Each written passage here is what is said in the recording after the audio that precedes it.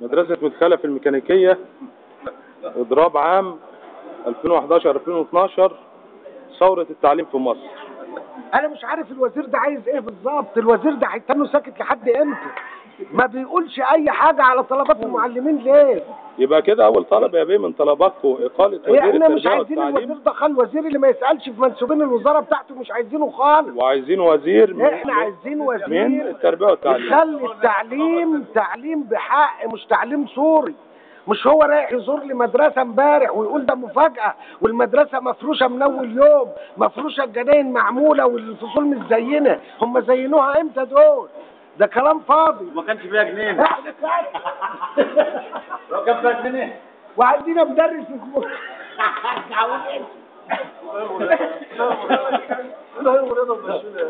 استاذ محمد، انت معانا في الاضراب؟ ان شاء الله.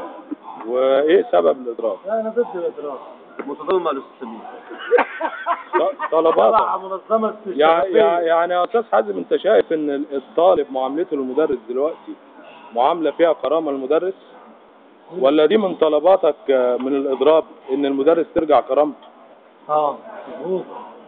زي ما استاذ المفروض يبقى المدرس له حصانه داخل المدرسه بتاعته، داخل الاداره بتاعته، داخل المجتمع اللي هو بيعيش فيه.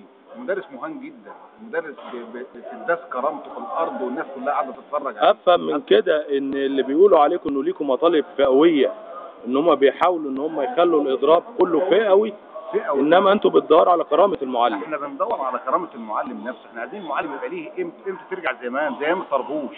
ايام الطربوش كانت الناس كلها بتحترم المدرس. احنا عايزين الايام دي، عايزين نرجع للايام دي، الايام المدرس يبقى له قيمه داخل المجتمع بتاعه، مش يبقى مهان. الاهانه اللي احنا شايفينها دي، ايه الاهانات دي؟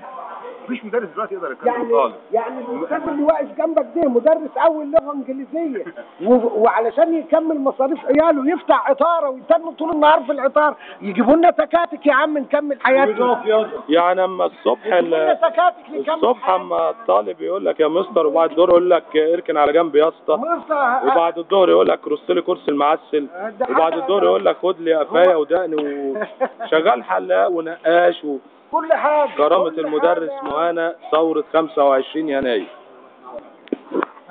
ربنا يوفقكم في الاضراب بتاعكم ومطالبكم، وربنا معاكم. اضراب مشروع، والكلمه دي هتوصل للوزير.